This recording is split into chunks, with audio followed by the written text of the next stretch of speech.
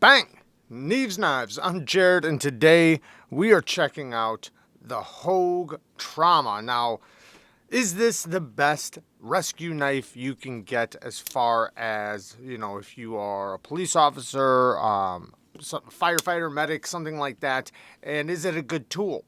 What about the materials? We're going to go into all of that. So first off, it is G10 with steel liners. It does use the Crossbar Lock, and it has N680 steel with a sheep's foot blade, and it has a belt cutter that is on a detent. So it does click in. You can easily snap it out. I mean, very easily. It is super easy, very snappy to get into action. If you're left-handed, you can easily reverse flick it. Now, I'll say this. The cutter is extremely sharp. This is probably the sharpest cutter I've ever felt, ever. So that is a plus. It has a deep carry clip. It does have the button screws, which I'm not a fan of, and a glass breaker. So, you can shatter a window, and then the blade shape is a sheep's foot blade. Now, the benefits of a sheep's foot blade is you can get, like, say if somebody's shirt, if you need to cut their shirt, you can use the spine of the blade to run up the back of them while you're cutting something. You can get up behind something without the threat of poking or stabbing. Obviously, you have to be aware of the tip still, but, you have this spine to get up behind something and cut it. And you could still use it as a utility cutter. You can still stab into something. You can still use it for all of those things, but, used correctly, you can also go around things and not have to worry about damaging them or further hurting them. Now, the Crossbar Lock is an incredibly strong locking system. This one is very locked up. I mean, it is rock solid in every way. Very smooth. It is on phosphor bronze washers. The action is really good. I can rapidly deploy it. But it is still an access lock, so there's not really a detent. The bar just kind of gives you a little bit of resistance. So it's easy to slow roll, easy to reverse flick, but you're not going to get that lockup of a detent in the closed position. But when it's open, the ergos are extremely comfortable. That is one thing I have to say about this. In this grip going forward, so like say if you were going to use this thing for work or military use or whatever, in this grip it is extremely comfortable. It fits in your hand like a glove. I don't even feel the clip. The clip just works out great, and even though it is deep carry, it's not super deep, so it does still give you something to grab and pull in and out of your pocket with. Now in reverse grip, it's not the most comfortable, but you can easily do it, without being too uncomfortable. Just right here, it winds up getting in your hand a little bit, but it's not bad. Now, as far as sharpening and everything, this is an easy blade shape to sharpen. They did give you a decent amount of steel to remove before you hit the plunge grind, but it is getting close. But it's not that big of a deal on this one. Now, the G10 is very grippy. Oh yeah, also the clip is reversible for lefties. Now this, I forgot to mention, this little tool is for oxygen tanks. So you can put the thing in there and turn it. So that's what that is for. I should have mentioned that already. But the G10, very grippy. So it is something that if you have gloves on, or if you're barehanded, if they're wet, oily, whatever, you're going to be able to hang on to this. So lots of great qualities about this knife as far as EDC, work, or trauma, or rescue. But let's get into some things that I think most people are going to complain about. N680 steel.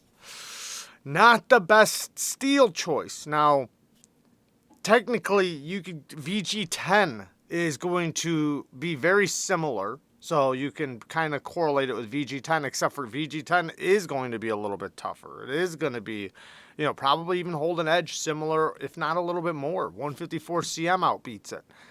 So it's not the best steel choice for the price. Now, it is USA made, and it is a great knife, and that's why I got it. Because all in all, as a knife, it's great. Do I think the edge will be fine? Yes, I do think it will be fine. I do think it, as a tool, I think it'll be a great tool. I just think it's going to be a knife that you're going to have to sharpen often if you carry it as a primary. If you carry it as a tool, you're definitely going to have to tune it up very, very often. Now, if you're getting by with AUS 10 steel already, or N690 steel already, you're going to be just fine with this. So, consider that. But a lot of people might not want to spend that extra money, but, you do have to consider it's USA made. Hogue has a good warranty. Now, it's difficult because I understand that this is still a great functioning steel. However, there's a lot of other steel choices they could have used. I would have way rather preferred 14C28N. We would have got better edge retention, and it would have been, it takes a better edge also, and it's super, super tough. So, and it's very stain resistant. Now, this is much more corrosion, or not much more, but it's more corrosion resistant than, if not much more, maybe it is much more, but it's a lot more corrosion resistant than AUS 10. That is one benefit over with the N680. But all in all, as a tool, this thing is great. Functioning wise, I'm very impressed. I do like it. It does have somewhat of a robust grind. I think that this could possibly be one of the better rescue tools. I just not sure if the steel choice was the best in this application, especially when, they could have used 154 CM. They could. I haven't seen Hogue use 14C, but man, I'd love to see him do it, especially with a good heat treat. Now, as far as being a rescue knife, if you're not using it like all day, every day as a regular tool, well, then it'd be just fine because it'll get your job done just fine. And even in that case, if it is a daily user, as long as you know how to maintain your edge, and that's the biggest deal here with what we're talking about. Do you know how to sharpen? Do you know how to maintain your edge? If you could do both of those things, this will be just fine for you. You'll know when your edge is going dull, you'll know when to maintain it, you'll know when to strop it, hone it, and sharpen it. And as long as you can do those things, you'll be just fine with this. However, will you want to do it as much as this thing might require? But yeah, I think it has so many cool qualities to it. This belt cutter, obviously you have your knife, right? But this makes it to where, check this out. If you do use this as a tool every day, right? You're breaking down boxes, cutting straps, ropes, cords, plastic, whatever. And you do run into a situation where you might need to rescue somebody. Maybe cut a seatbelt, maybe break out their window and cut a seatbelt, or maybe you are some sort of fireman or whatever, policeman, fireman, whatever. And you have to, or maybe you're a citizen, right? I've definitely been in crazy situations. So say if you're a citizen, you have to save somebody or help somebody, and you need to cut their shirt off, right? You can use this tool and make sure it's nice and sharp. You can break their window, cut their seatbelt off, yank them out, or, if you have a wounded, somebody's wounded, you could technically, as long as you pull the shirt tight, you can use this to slice right down the shirt, and it'll work good.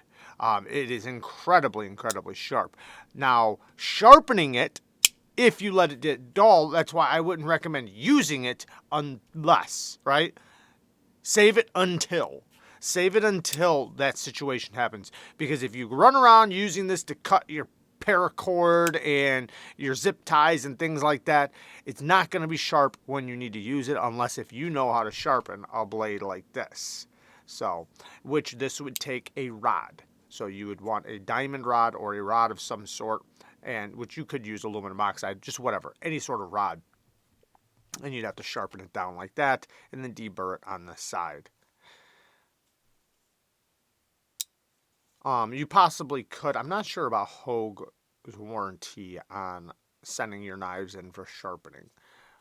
But anyways, I personally like it because of it, right? Its shape, its lock, its, all those qualities. I think I just love the look of it. This is a damn good looking knife. To me, I see this and I see functionality. It's so functional. It will work so good as a tool. You might be able to see right here another reason why I love it so much. I love the Benchmade Griptilian. I think this is one of this blade shape specifically though, the sheepsfoot blade shape. This is one of the best work knives in my opinion. And when you look at it, they have a lot of similarities, right? So, of course, I would like to have a little bit thinner geometry or hollow grind on this, but as long as you lower back your angle, this is a robust yet very, very capable knife. Fantastic work knife, and this thing just holds up, man. I've put this thing through hell and you wouldn't even notice. But this thing has a lot of similar qualities to this, except for it has some of the extras, you know. But I guess I'm a little bit surprised with the N680 considering some of their other knives that Hogue has. I mean, the Hogue Deca, you can get the Hogue Deca in Magna Cut for the same price. Well, I mean, I guess they use FRN, but let's be real here. I mean, you can get, you know, the regular Hogue Deca in 20 CV and G10 for the same price as this. So I'm just confused on why they went with N680 in this case. You know, I understand they do have the other tools and that does, you know, add, you know, a lot more, right? I get that. Not much more though. You have a glass breaker and a little belt cutter. I don't imagine that would stop you from adding a better steel to this.